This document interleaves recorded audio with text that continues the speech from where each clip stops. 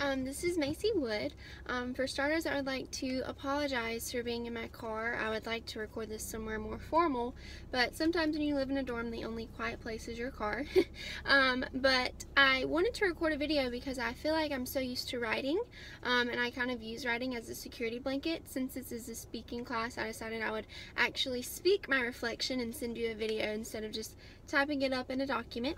But for starters, as far as my reflection goes, for the second chapter, the first one that we covered this week, I would like to say I didn't know anything about the history of public speaking. I didn't know where it had came from. I thought it just kind of like came up one day, like it's just always kind of been around. Nobody officially started public speaking, but it actually came from the Greeks and the Romans, which was interesting to me.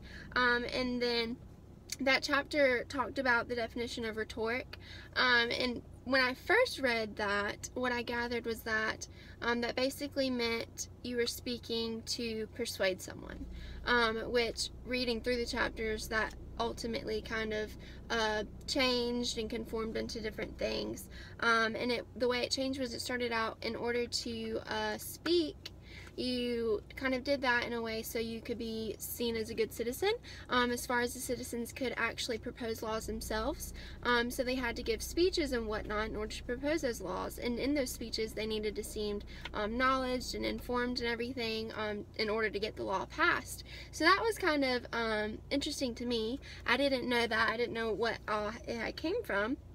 And then they started using it, the oratorical skills, to convince people of things, which that does make sense. Public speaking, in a way, almost always, unless you're just giving general knowledge, it almost always is to convince people a point, or your point of feelings. As far as like preaching, it's to convince them a word that the Lord gave you, to kind of like show them things and lead them in a way, spiritually. So that was interesting to me. So the first chapter was interesting. As far as like how I could apply that to my everyday life, I felt like it was more of history. It wasn't necessarily like ideas or principles that we had to learn. So as applying it, I got knowledge from it. As far as like applying it to actually speaking, there wasn't too much that I gathered from that chapter. And then for the third chapter, well, one thing that I noticed, which it talked about ethics and morality, and we learned about that just throughout school. I learned a lot about ethics, and just plagiarism, citing, so I felt like that chapter, I knew a lot of the information that it gave me. What I did learn was about how if you're speaking, how to like correctly cite. It stayed a little bit in there, which I had heard people do before, but I never really took into consideration that much. So that was what I learned mainly from that chapter.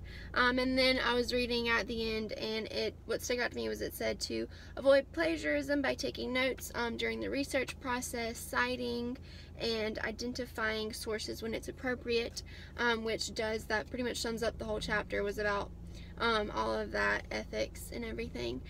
So I did learn a pretty good amount this week. The ethics, that chapter was the most that I learned that I felt like I could apply it to actually speaking. But I did learn a lot of the history of public speaking, which was kind of cool. So sorry if this video is a little, I don't want to say ratchet, but I had to record it in my car and everything. But yeah, so I'm enjoying the class so far. I am learning how to navigate Blackboard a lot better, which is amazing. Now I feel a whole lot comfortable with it, a lot more comfortable with it. But I don't believe I have any questions for this week. So I look forward to speaking with you soon. Thank you.